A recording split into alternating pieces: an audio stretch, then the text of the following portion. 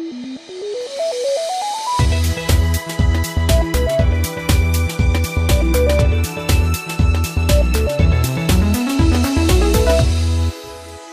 and welcome to Collinsville Today. I'm Terry Albers. On this show, we are meeting the chiefs. The City of Collinsville has both a new fire chief, Mark Emert, and a new police chief, Eric Van Hook. Thank you, gentlemen, for both being here with us today. Chief Emert, tell us how long you've held the new position, and please tell us a little bit about your career prior to coming to Collinsville.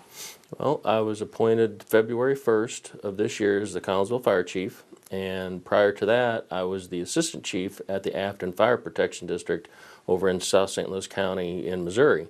I was over there for, well, a little over 25 years, held every position in the department, and just looking forward to coming over here to new challenges.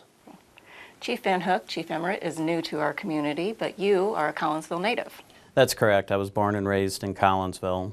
Went through all my schooling here, went through grade school at St. Peter and Paul, and then went through the Collinsville High School.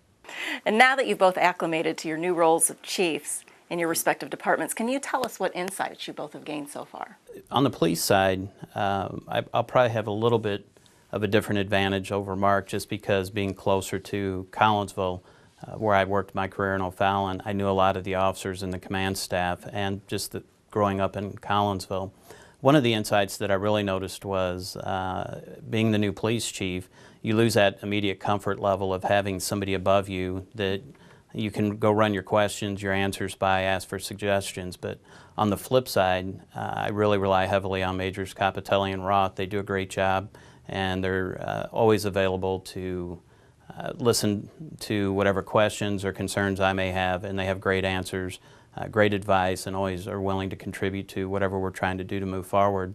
The command staff in general has been great. They've made my transition very easy, and just the overall character of the officers has been a great attribute in making my transition smooth. Pretty much the same for me. Getting to know the personnel at the fire department, getting to know the community, figuring out who you can rely on and go to for those answers that you may or may not know already. Being a part of that community and that city team and functioning to make things better for everybody in the surrounding area.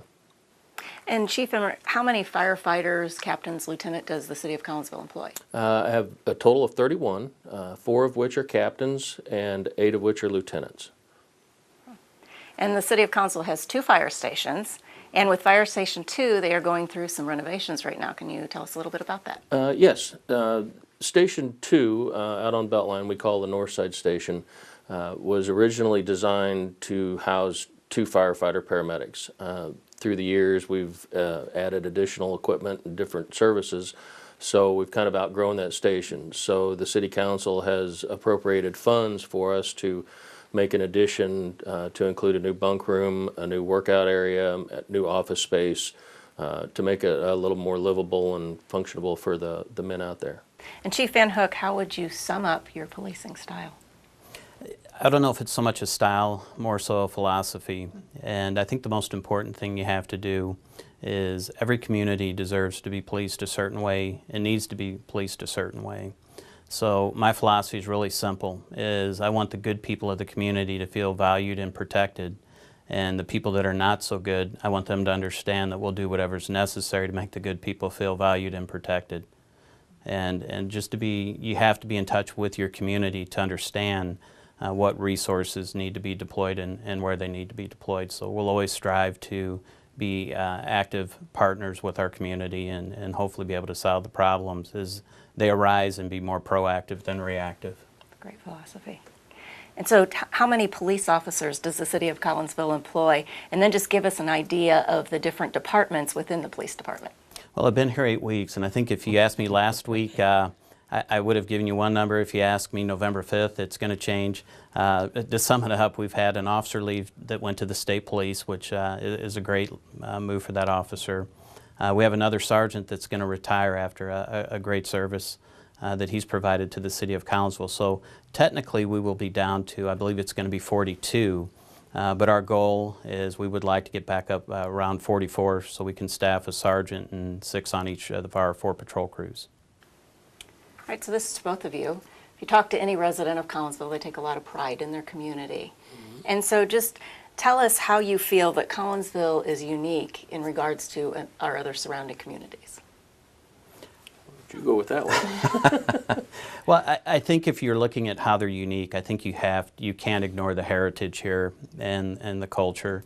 Collinsville with the coal mining really put them on the map. And I think if you look at a lot of the neighboring communities, they're kind of more, I guess, grew off of towns like Collinsville. So with Collinsville, that rich history that they have and 3-4 generations of families that continue to live here. So I think we see that in the Italian Fest with a lot of the different community events that you see throughout town, and just the overall participation in a lot of the different community and civic events probably is one of the more unique characteristics. And I just think it goes back to that, as you said, the Collinsville natives are just very proud of their community and what it stands for. Yeah, I think the first time I drove into Collinsville, I came up off of St. Louis Road and entered onto Main Street, and it just felt like home. It's I think that the community should be very proud of that downtown area, the historic area. You have the Eastport area with the commercial and industrial areas, and it just feels like home. I don't know how else to describe it. It's just very welcoming and a friendly place to be. And I'm sure, as you both have experienced, holding the title of chief comes with a few challenges, and maybe you could share with us maybe some of the challenges that you've experienced so far. I think the biggest challenge right now is getting a handle on the budget. One of the biggest difficulties for me was coming in mid-year. The budgets have already been put in place. You just have different areas where different outlays of your cash is committed to, and seeing what programs that you want to possibly implement in the future, and figuring out how you can fund it and make it happen, because the main goal is being fiscally accountable and responsible to the taxpayers. At the same time, providing great opportunities for the officers to, as I said, to police the community the way it needs to be policed. In that respect, I think the biggest thing for me right now is really sitting back and just looking at the different systems that we have in place, and looking at how we might be able to simplify and become more efficient in some areas, whether it's through using technology more efficiently. I like to try and say I never like to handle the same piece of paper 2 or 3 times. So those are some of the things we're looking at. And again, I'm very fortunate to have the command staff that I have that also is very proactive and supportive in trying to attain very similar goals. And you don't have any challenges, I'm sure. We have several challenges, not unlike what Eric said. You know, with this economy the way it is, we're being required to be more efficient and more effective with the funds that are provided to us. We also, at Collinsville Fire Department, we have an extremely young department, so we're trying to find ways to train those folks up and provide them opportunities to grow and expand in their careers. Just to figure out the priorities of what the community wants, whether that be more EMS, more fire prevention and inspection services, just things like that. So how do both of you balance the nuances of running a department and being a community leader? Well, it just kind of flows. I think if you're engaged with your people and you're engaged with the community and you put yourself out there, I don't see it as a difficult challenge. You know, that as a fire chief, and I'm sure as a police chief, we get a lot of requests to speak at different things and be out in the public's eye, and I think that's what we both enjoy. And as you both have already said, that you both realize the importance of the community involvement. How do you both feel that your department has done in this area, and what are areas that you would like to improve on? I think that the fire department has done well over the years. I think that our focus now is to try and improve on some of the equipment issues that we have. We have an aging fleet, so we're trying to acquire some new fire trucks, new turnout gear, new SCBA, things like that. I also think that we need to get out in the community more. As people may have noticed the fire department was out at the chili cook-off recently. They were out at the Italian Fest with the open house. We were at a trunk or treat last night for Halloween. Just getting out there and having good interaction with the community rather than only seeing them at their worst when their house is on fire or when they have a medical problem. I think we want to change that impression that we're there for them all the time rather than just when they call 911. I'm very proud of our department, actually, as the police chief and from afar for many years. I've been able to see how Collinsville interacts with the community and with some of the support groups. They're very active with the Special Olympics, Big Brothers, Big Sisters. They're very active with Backstoppers, which is an organization that helps the families of fallen firefighters and police officers. In addition to that, this past month, the FOP, which is the Fraternal Order of Police, the union, who often sometimes as an administration, sometimes you tend to think, uh-oh, when they're coming to you with a request, but they had a great request this time. They wanted to, and I should preface that they've been great as well and very supportive. They asked if they could wear pink bands in support of breast cancer awareness, and they also sought donations for them, and they pushed them out into the community and amongst other officers, and then they're going to make a donation to the Komen Foundation. So that was something that they spearheaded on their own, and I just thought it was really a neat approach and something that was very generous with their time. One of the things that I continue and will try and challenge them with is to let people see, we get labeled sometimes by what we do, not who we are. And whether it's an office, we have the Officer of the Year was a soccer coach for his daughter's soccer team. He's a parent teacher at the school she goes to. We always want to encourage that. It doesn't necessarily always have to be a police-sponsored event, but it's so important. As Mark said, we don't want to just be labeled as the people that show up when something's wrong. That there is a humanistic side to all of us, and we need to do a better job of reaching out and showing that. And you mentioned the Special Olympics and the involvement there, and so these charitable organizations that you guys have always been involved in, I take it that that's something that you're striving to continue and maybe even do some more in that. Absolutely. It's something that law enforcement in this Metro East area has been very involved in, and we hope to not only continue but to grow and be one of the leaders in those areas and set the example and challenge other departments to be involved. And that's, with the fire department, we've tried to do the same thing and with the pink T-shirts to support breast cancer awareness, and then also the Red Shirt Fridays to support our troops. So you'll be seeing the guys, this past month of October, they were all in the pink T-shirts, and then every Friday they'll be in their red shirts.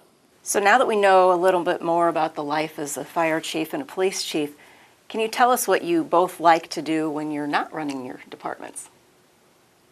Maybe hobbies or what you enjoy outside of chief life. Well, I have a 14-year-old daughter that naturally takes up a lot of my time. She's absolutely the special light in my life, and that I can go to if I've had a bad day and enjoy watching her perform and do the things that she enjoys. But aside from that, I do, for relaxing, I do a lot of hunting and fishing on my days off. So. You know, it's really ironic. You talk about having a 14-year-old. I have 4 grown children, and you always wish for that day and imagine what it's going to be like, how peaceful it'll be when they're all gone. And now that they're all gone, we're constantly trying to find ways to bring them back, whether it's through dinners or, and that's probably one of the things you mentioned earlier. How do you balance that professional commitment to your job, your community? I think it also involves not losing sight of what fuels you a little bit, and then as Mark said, I think that's keeping up with our families and making sure that we don't lose track to the people that probably are our biggest fans and support us the most, so that allow us to be successful. Other than that, I like to work out a little bit as much as possible, and pretty much anything outside, and just spending a lot of time with the family. So I've always been led to believe that the police department and fire department have a little rivalry going on, but it seems like you guys get along really well. We do. I think Mark and I, and this is another area where, I mean, not just because he's sitting here, Mark's one of those guys, though, that I can go to because we do have some commonalities where we're both new to our respective positions. and we both have some of the same tasks. We just wear literally different hats. So, and I appreciate what he does. He hopefully appreciates what we do. And at the end of the day, there's always going to be that, much like the military branches, there's always going to be that competitiveness and the joking and bantering back and forth. And but some of it probably comes from the fact that the police usually win in guns and hoses every year. But you know. We'll see this year. I can say it now because it's a couple weeks away, so I can. Hopefully, this will be out before it actually happens. But no, it's always good fun, and when it does come down to it, when the bell rings, I've had a few instances already to watch the police and fire interact, and you can just tell they're professionals. They do a good job. They interact well, and that's important. Well, and I think that's important. That Eric and I have reached out to each other, and we try and have lunch every week or every 2 weeks as our time allows to be able to bounce ideas off of each other and cooperate, going back to that team concept. But I think it's natural, as Eric said, even with like the military, there's a little bit of interagency competition, but when the bells go off, it's all business and they cooperate, and then they go back and tease and joke and some of that stress relief. And I think it's kind of like brothers. If, you know, they could pick on each other, but if anybody comes from the outside to pick on them, you know, watch out. So it's kind of that. It's like a sibling rivalry where if the police department gets this, the fire department wants it, or if they get a new truck, then how come we can't have 5 new cars? So we have to put those fires out literally once in a while. So. But I think it's all great. fun. You guys have both set the tone for your departments too as well. They can see your relationship, and that's wonderful. thank you. Thank you. So with that being said, I just want to thank you for both joining us today, and I know I speak for many of the residents. Welcome to Collinsville. Thank you. Appreciate it. Glad to be here. For the past 19 years, the Gateway Center has been host to the most exciting fundraising event in our area, the Festival of Trees. Recently, we sat down with Ginger Trucano, committee member for the Festival of Trees, and Kai Redmond, president of the board for the Collinsville Education Scholarship Foundation, to talk about this year's event. The Festival of Trees has been held since 1994, and there are 19 nonprofit organizations that have been the benefactors of that event. To give you a little history on the festival, back in 1993, the Gateway Authority, Convention Authority, wanted to do something to thank the community and to give back to the community for all of their support of the convention center. So they came up with the idea of having the Festival of Trees. What they wanted to do was partner with a nonprofit organization, the convention center hosting, and the nonprofit organization helping with the event, coordinating the event. In order to benefit from the event, a nonprofit organization had to submit a letter requesting that they be the benefactor and what they would do with the money. So that was the start of it. And the first benefactor was the Humane Society, and that was in 1994. They had, it took 20 to 30 volunteers to make that event happen. They had 400 people attend, and they raised $5,000 for the Humane Society. Now we're going to go forward to 2011, which was the 18th year, and the Anderson Hospital Auxiliary was the benefactor. It took over 50 volunteers to make the event happen, and we had around 1,000 attendees. The event did raise $25,000 for the auxiliary, which they presented to the ICU campaign fund. Other organizations, nonprofit organizations that have been benefactors were the JCs, and they built a handicap dock at the Woodland Park. Another was Kiwanis, and they built the Carl Schultz Pavilion at Willoughby Farms. And another was the Bloom House, and they built handicap accessibility into their house. This year, the Collinsville Education Scholarship Foundation is the benefactor, and Kai Redmond's going to tell you a little bit about that. Thank you, Ginger. On behalf of the Collinsville Education Scholarship Foundation, first and foremost, we'd like to express our deepest appreciation to the Festival of Trees for being this year's recipient in 2012. What I'd like to do is give some brief background and overview of the Collinsville Education Scholarship Foundation, as it is a newly formed entity, and a lot of folks might not be aware of the foundation, so we want to try to get that word out.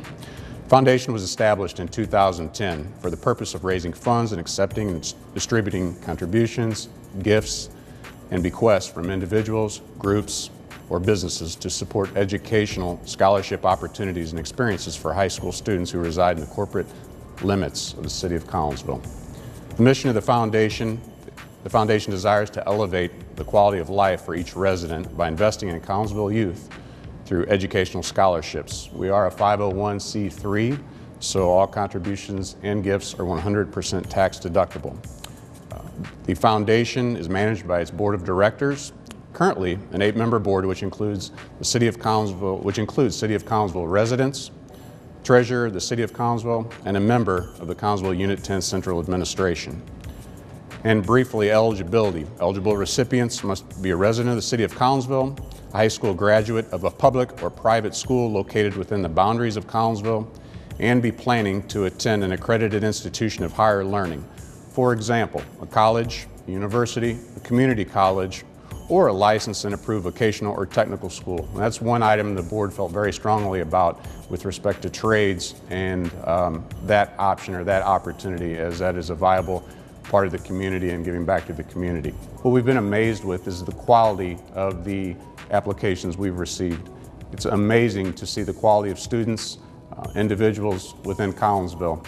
Collinsville should be proud. Those students, the parents, the faculty, and ultimately the City of Collinsville, of the type of student that we're seeing in the application. It's truly amazing. Since we've only been in existence since 2010, we've given away scholarships in 2011 and 2012. It's very nice for us to be recipient of the Festival of Trees this year because it's going to be a wonderful foundation for us to grow.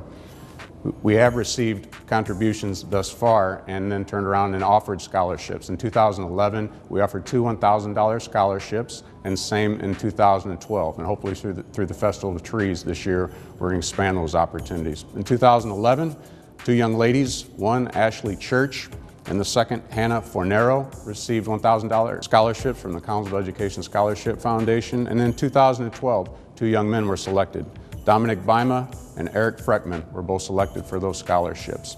So we're looking forward to 2013 and then also ultimately expanding both the scholarship amount as well as the number of scholarships made available. For more information on the foundation, we have brochures at City Hall as well as on the website for the City of Collinsville.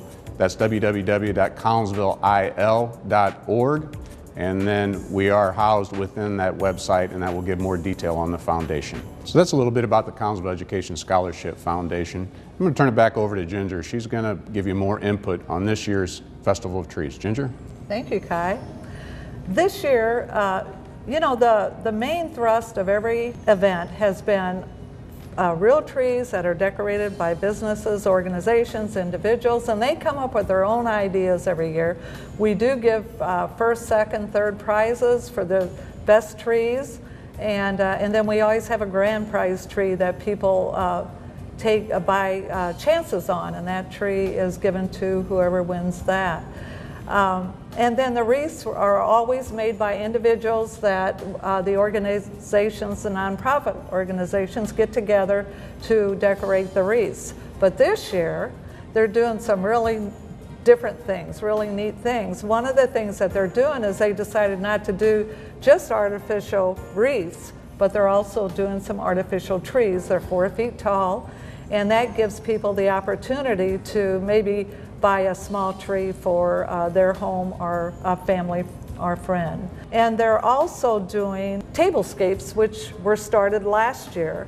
And the tablescapes are tables that are all set up for the holidays, dishware, silverware, just everything. And that was a real hit last year, and they are doing that again this year. Plus they have the regular trees. And one of the things they are doing because of the education Foundation is bringing, I think, about 1,000 children to the Gateway Center to get to walk through and see all the trees and all the decorations. And they're also having a gingerbread house contest, and the kids are going to vote on those gingerbread houses, and we'll be awarding prizes for the best gingerbread house. You know, the event itself is just such a wonderful way to start the holidays. And it is open to the public. I think a lot of people don't realize that it is. It's not a by invitation only event, but you do have to become a friend of the event in order to receive an invitation. And that is $40, but you have to remember that $40 is going to get you an evening of food, drink, friendship, and you're also helping a nonprofit organization help the community. The event, Festival of Trees, is held at the Gateway Convention Center. It will be held on Wednesday, December 5th, starting at 6 o'clock, running through, I'd say, 9:30. And to become a friend of the festival, you can contact the Gateway Center at 345-8998 to purchase an invitation at $40 a friend. Thank you for joining us for Collinsville Today. This program is developed by the City of Collinsville with the express purpose of bringing the residents of Collinsville, Illinois and the surrounding area news of the great city we live in. You can watch episodes of Collinsville Today on this channel or by visiting our website, www.collinsvilleil.org.